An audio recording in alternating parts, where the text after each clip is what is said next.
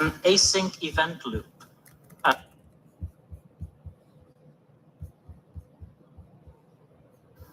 Hello, I'm Peter, and I do too many things at once.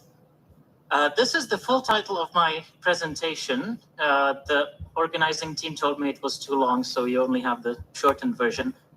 So what I will try to do is to build an async event loop. Who of you does not know the async IO library? I hope you'll catch on. This is labeled for advanced people, or at least maybe you'll have fun. So this will be async without the IO, and this will be for Blinky. Who of you has seen Blinky before? For the rest of you, this is Blinky. Yeah. It's a class that does this animation. Okay, so what we have here, we have an init, sets a face. When you convert it to a string, it returns that face. It has a function to show a face for some delay. That's done by a sleep. And then it has a method to run, which shows links. All right? When you run it, you have Blinky. Now, the problem with this code is that Blinky is sad. How does it actually like print out? Show face. Oh, print. Okay. Just prints a carriage return. Interesting.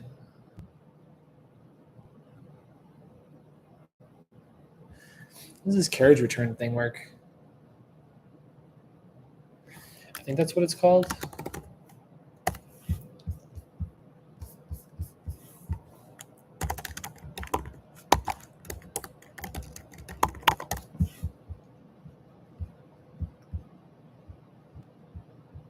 Yeah, I think it's carriage return.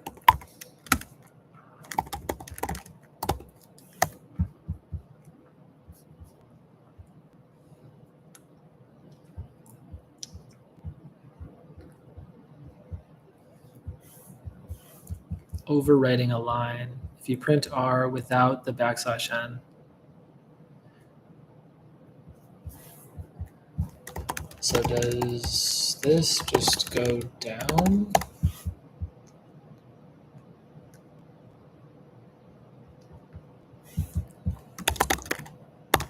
But it doesn't go to the beginning.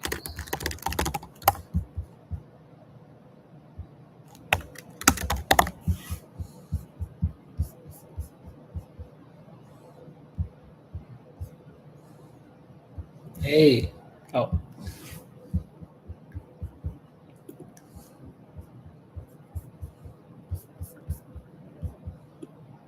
But it doesn't go to the beginning of the next line?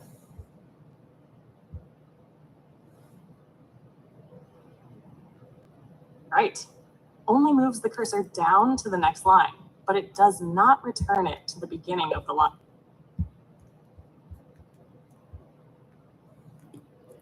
I'm confused then, because if I just print a new line like \n in Python, it will go down and to the beginning of the next line. You're absolutely right. In Python and most modern systems, Shush both moves the cursor down and returns it to the beginning of the next line. So when you do, you can see the code in our conversation history. It outputs. Okay, whatever. I don't care about the \n. We just care about the \r. So, for instance, if we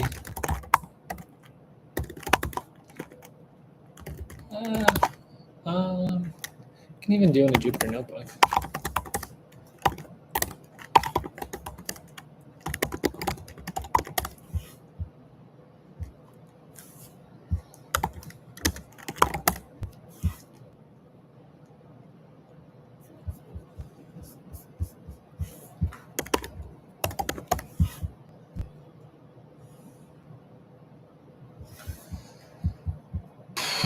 So if we just print hello, if we do this, and then \r, and then this. \r just brings you to the beginning of the line, I guess. Interesting. Okay.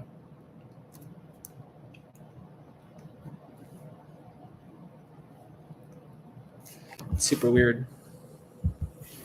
But okay, it's cool to know how it works. So print this, print the face. Maybe let's experiment with it.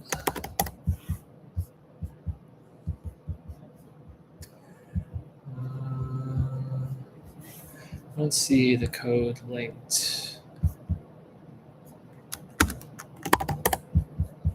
But if we kind of just do have the class.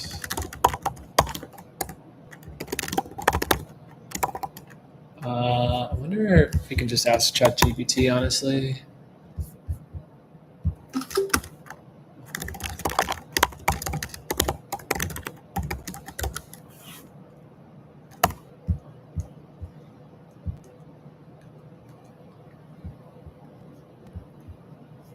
Perfect.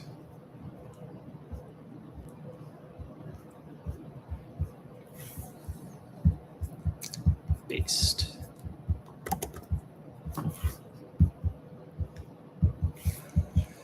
So kind of experiment around with it a little bit. Oh, I realized, hold on.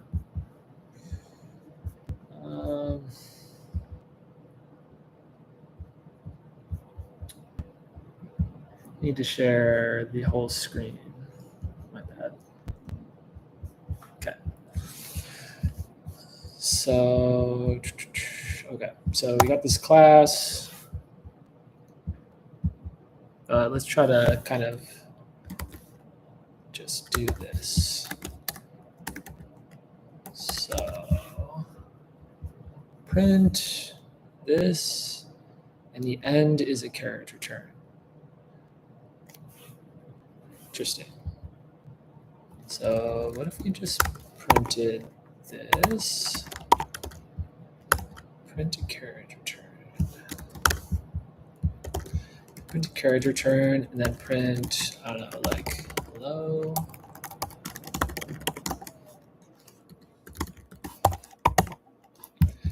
Print it. I guess there's a carriage return here, and now we can do the full thing. If we do end is equal to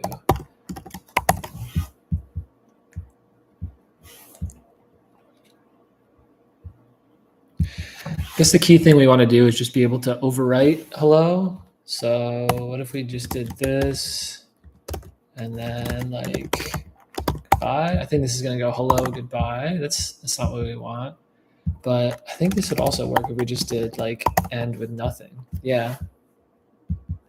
So it's kind of weird that he does end with carriage return. It's kind of more I feel like you don't really need it.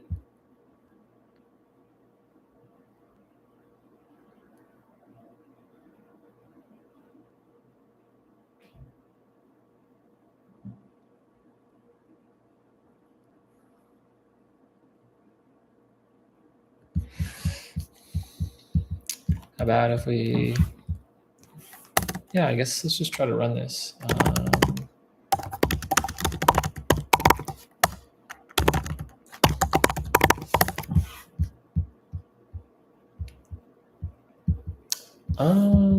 Doesn't seem like it's working.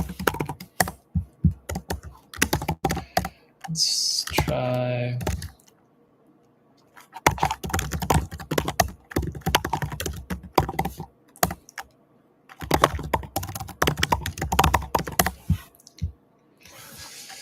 Okay, it works here. It doesn't work in Jupyter Notebook. Time.sleep.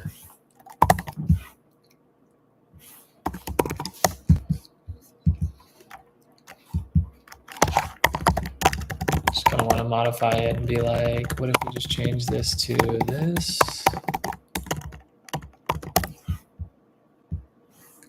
Yeah, works the same. It's no difference.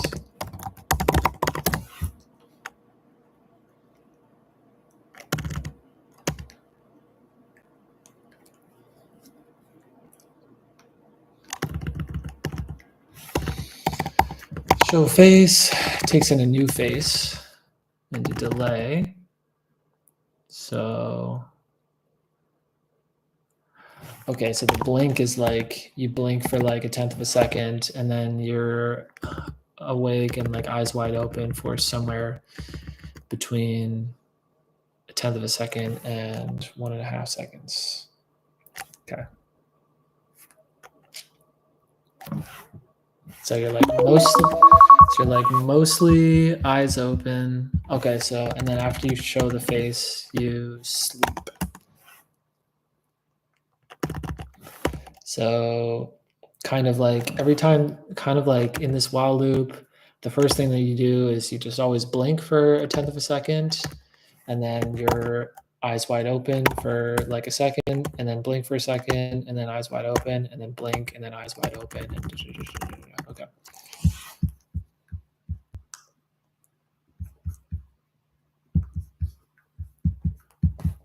Blinky is alone. Blinky wants a family. So what do we do if we want to run multiple blinkies at the same time? Well, we can go to import threading. Who of you knows the threading library? All right. So how do I do this? I do a family, let's say, would be Blinky for I in range 10.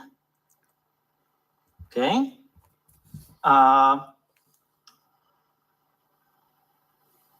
And then let's say I just want to run the first Blinky, and for the show face, I will have a function called print blinkies. So every time a face changes, I want to print all the family. Wow. And I need to get the family somehow. This is crazy. He's just like live coding all this, by the way. To this class. All right. And how do I do this here? Maybe I like this.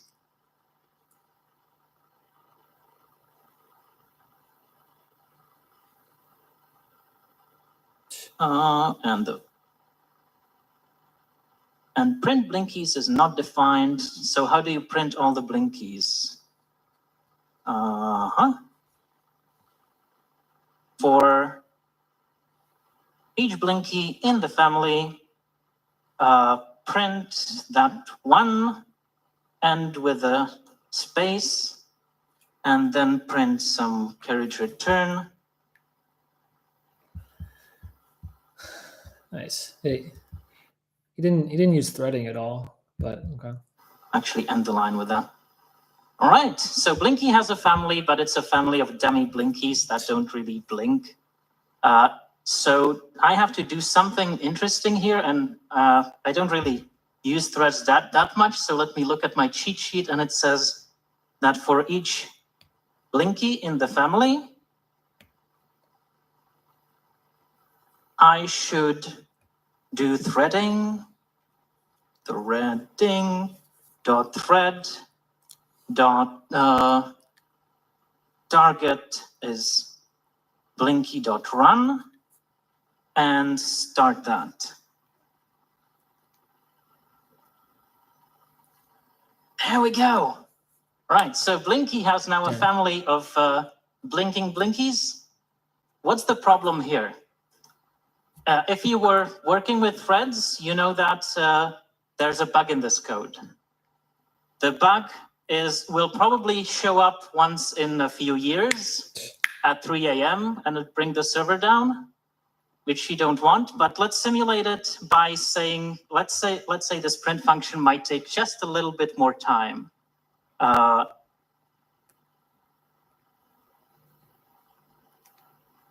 that just makes everything blow up. Why? Because there's multiple print blinkies functions running at the same time. So they don't get to the new line at the right moment, and everything just is weird. How do we solve it? With threading, we know this can only run once at a time, so we put that in a lock. The problem is I have to figure out what all the places to put the locks are. And maybe this print blinkies, it's from some external library that somebody changes, so it's not thread safe anymore.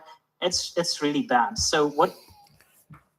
How do these like run at the same time?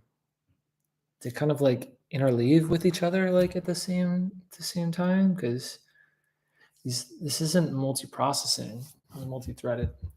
People invented to get around this problem is async. Who knows? Let's say async IO. Yeah, I already asked that question. So how do you do this with async IO? Instead of these threads, I will need to get a list of tasks. I will need to do async IO dot ensure future. Who of you has used ensure future? Some of you. Some of you know not to use it anymore, but let's say I want to do blinky.run, and now blinky.run has to be an. I just want to make sure I understand this. Like blinky.run, so every blinky here has its own while loop. Every individual blinky is running in its own while true loop, and it's doing this thing. And yeah, it took in like the whole family, so it kind of shows its face and it reprints all the other ones too, and it calls like print on all the other ones too. Sync function. It needs to await show face, which means show face needs to be an async function, and it needs to await not time sleep, but async IO sleep.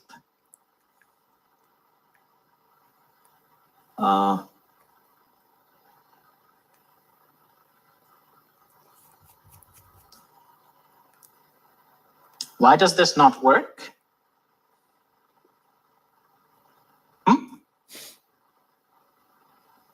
What? I don't hear, but the problem is it's the async. I didn't run async IO currently, right? So let's say I do async IO run, and I need to run something. So I need to do an async function.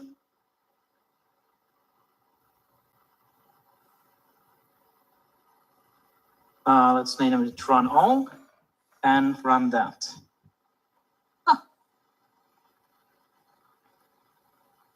Okay, what's the problem here? The problem here is I ran the run all function, which did all this, start all the tasks, and then exited and returned, right? So the first step of all the tasks was done, but that's it. What I need to do is wait for all the tasks.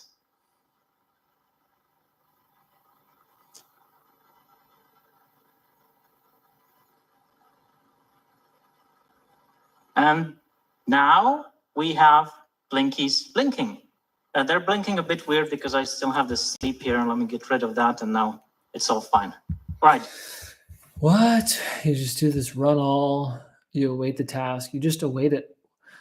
Okay, I guess you just await it once, and now you kind of kicked off the while loop. Okay.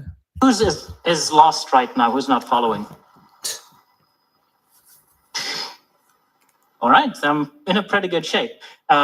So what I want to do now is to study how async IO works inside. So instead of async IO, let's say I want to run, I want to write an async library instead of async IO. So instead of async IO, I use the async library everywhere. Maybe I even give it to Blinky and use self async library here. Should all work. But now instead of async IO, I'll do my own thing. I don't have that in modules. Okay, so there we go. And let's just exit here. Yeah.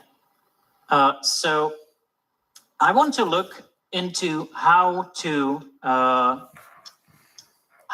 do multiple things, or how to actually do functions that can stop and let something else run. In Python, we have a feature called iterators. Who knows iterators? Generators, all that stuff. So I can do a function, let's say Fibonacci, that sets A as B and it as 0, and prints A and updates A and B. If I run that, 1, I get lots of numbers. I can yield that number and use it in a for loop. All right? So what this function does is it runs to the first yield, stops there for something to happen, and then continues on. I guess you all know that. How does this work inside? So I can, instead of this for loop, do this with a while loop.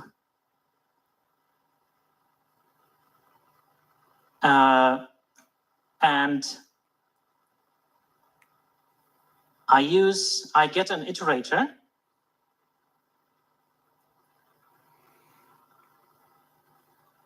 And each time I want to get something from this iterator, I call next. Right? Still works. Who's lost now? Nobody's lost. Okay. All right.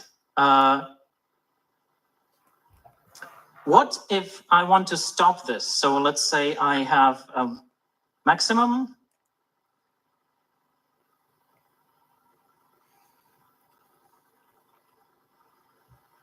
And I only do it while A is less than maximum.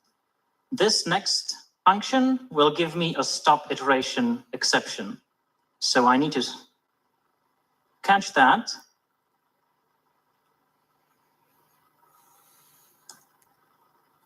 And in that case, I break.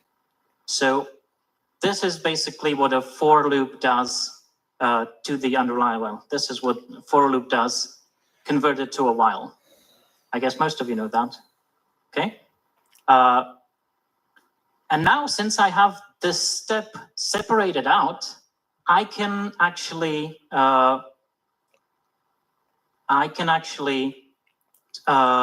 run multiple iterators at the same time.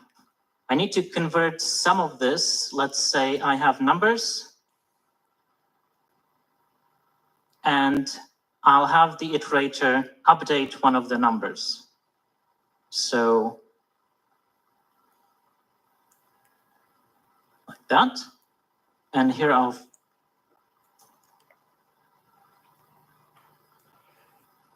this one iterates the first number, and that'll update the first number.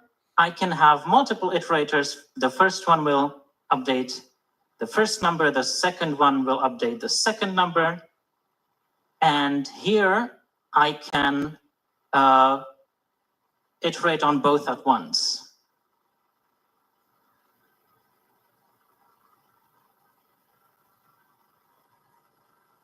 All right, does that make sense?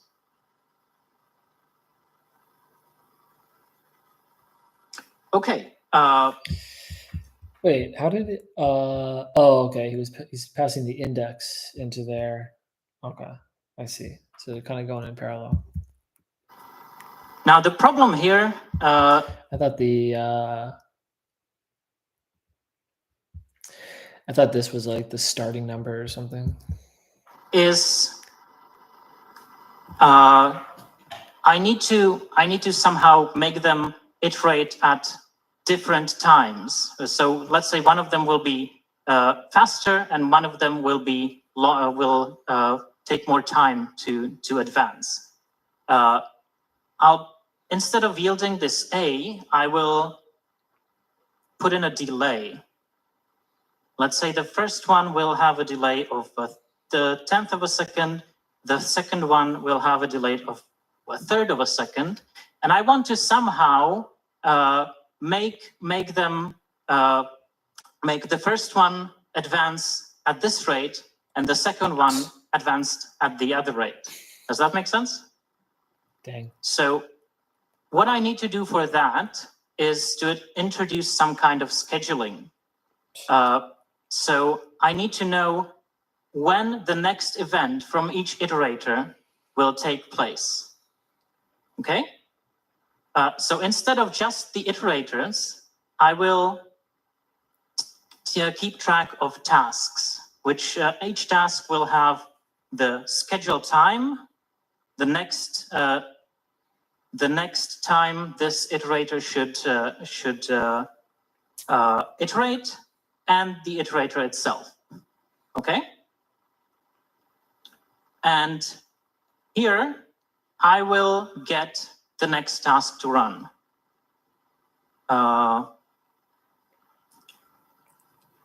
Task time and the iterator. All right.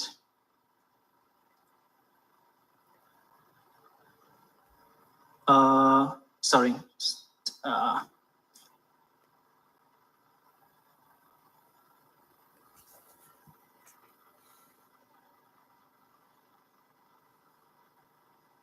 With the first one. Tasks. Task.pop 0. Task time, get the iterator. Call next on it. Yeah, we'll see. He's going to do some more stuff. Okay, so I got to run two of them. Maybe if I do this delay after the update, that'll update both of them. I got each of the iterators to fire once. What do I need to get them to fire the next? I love how, I love this incremental like build up thing. This is great. It's like one small thing at a time. I need to put them back in the queue. So if I don't get the stop iteration, I construct a new task, which instead of the old time has task time plus some delay. That would be this. That would be this, and that's what I get from the yield, right? So let's say delay, task time plus delay, and the same iterator.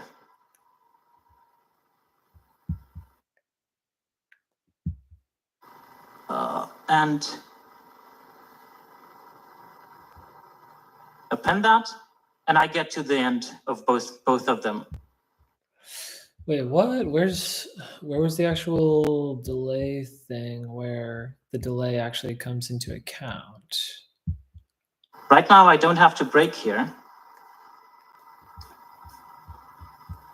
Right, so both of them got to the end. What do I still need to do, because I'm not getting an animation here? I'm not getting the sleeps that I have that I want to have here delayed. I want to actually wait for the next task to run. Right, so let's say I have a current time at zero at the start, and if the next task time is greater than the current time, I first of all need to time warp. I also need to sleep. Task time is bigger, so let's do it like that. I need to import time. And I have some kind of janky iteration of both things at once. What am I doing wrong here? I always need to get the first task that's scheduled to run. And they kind of get appended in some random order. I don't want that. So let me sort. Yeah, here. What's the problem here? If they both start with 0, This is crazy. I can't really sort them because the iterators are not comparable. So let me just give them each a unique number.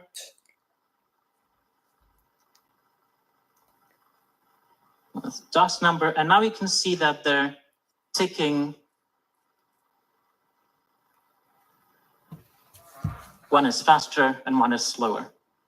All right? How am I doing on time? 10 minutes left.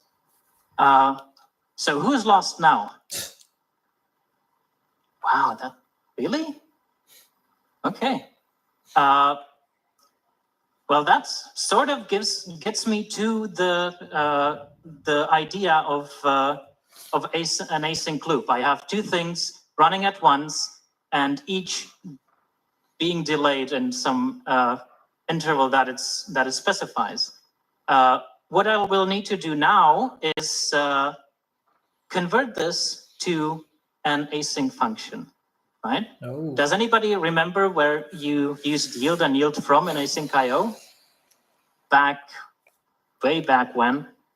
So let me actually take a detour first and make a sleep iterator. And let's say that one yields. This is probably where I'm gonna get lost. Have the delay first and have the delay then. Just want to see import time, convert iterator to iterator. And I used yield from here. Who knows yield from? That delegates to this iterator, so all the yields are pretty much as if they happened here. Who's lost? Right? Now? So this is how you used to use async IO before we had the async keyword in Python. Now you need to use async here, and you, instead of yield from, you use await. All right? But what do you do with this thing? Well, with that thing, this is not yield from, so I can't convert it to await. This needs to be a special class that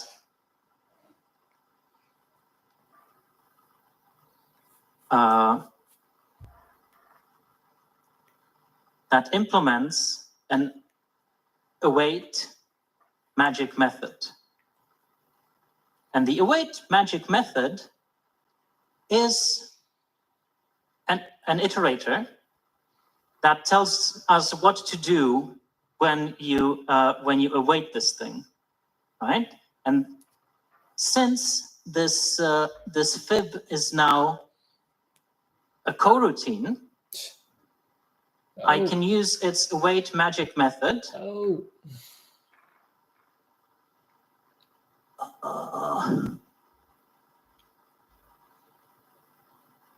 And get the iterator out of it. Okay, who's lost now? Everybody. Yeah. All right. That was the thing that did it. It's this it's this thing, yeah, the yield from thing. This await will give me an iterator from an async function. That's what?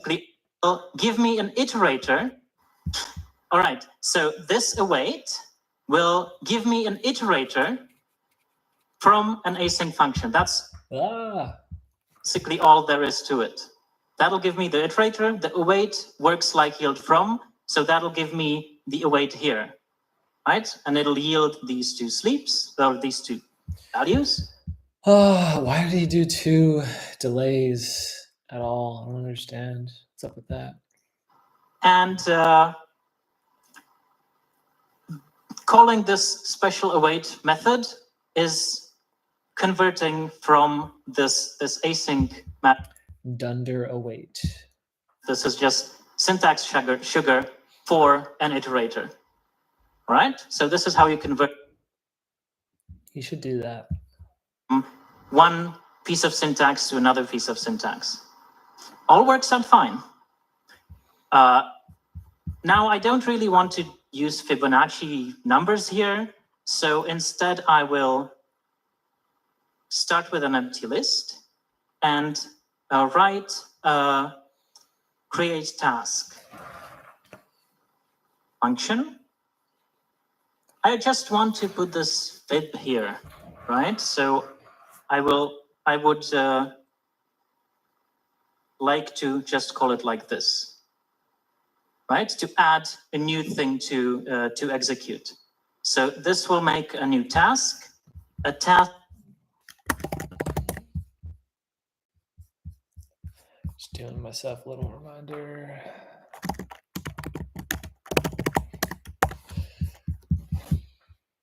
Is the next time it'll run some number,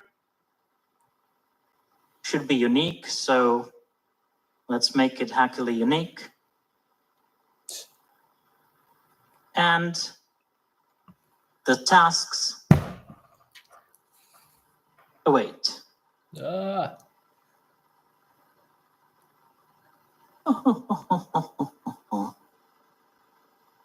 And I probably need to return it. No.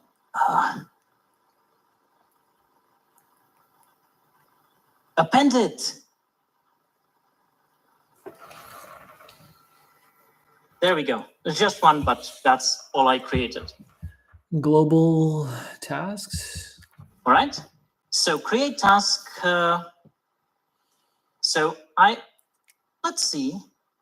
Let's see how this works as an actual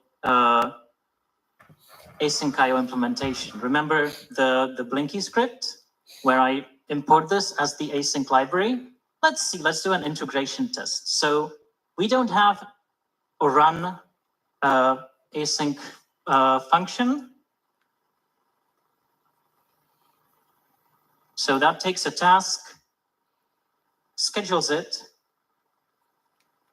and then basically does all this. I don't want to print any numbers. Coroutine run all was never awaited. Oh. So create task needs to return a coroutine that you can wait for. I'll do a very nasty hack and I'll just return any coroutine at all. Oh. Since I don't use this for my demo, if I had more time, I would do this properly.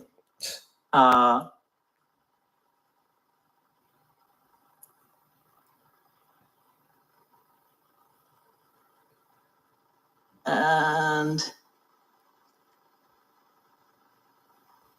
run was never awaited. Oh, I need to do that here.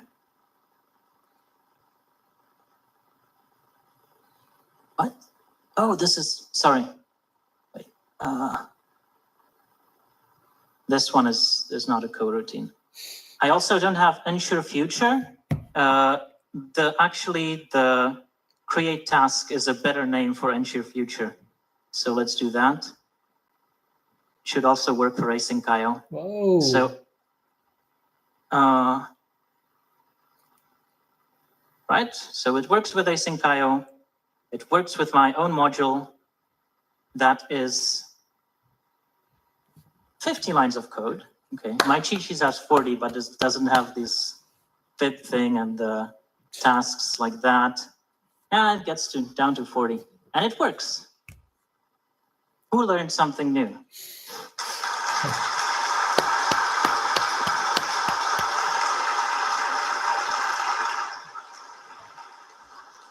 So unfortunately, I didn't get to explaining this hack, which would involve implementing futures. But a future is not that hard. Who here has worked with futures? Too few people. All right. So let me sometime in the future record myself implementing a future and posting that as a YouTube comment on my recording. You do that? Will that work for y'all? All right, thanks. I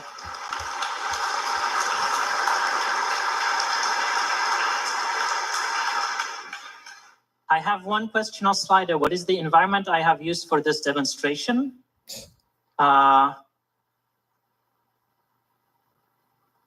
It's a shell script that uses ENTR. That's a file system watcher that can reload your programs, run them.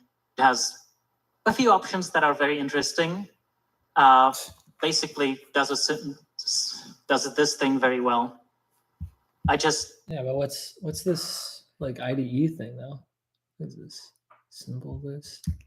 Learned about it like a week ago. PyCharm or something?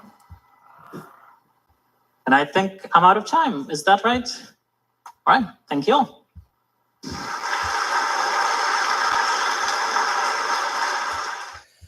Dang, nice. Yeah, right at the very end there. Yeah, that was got a little bit lost there at the end, but it's pretty interesting. Understood a little bit more. Yeah, so we'll see maybe next time or revisit it. All right, see ya. Peace.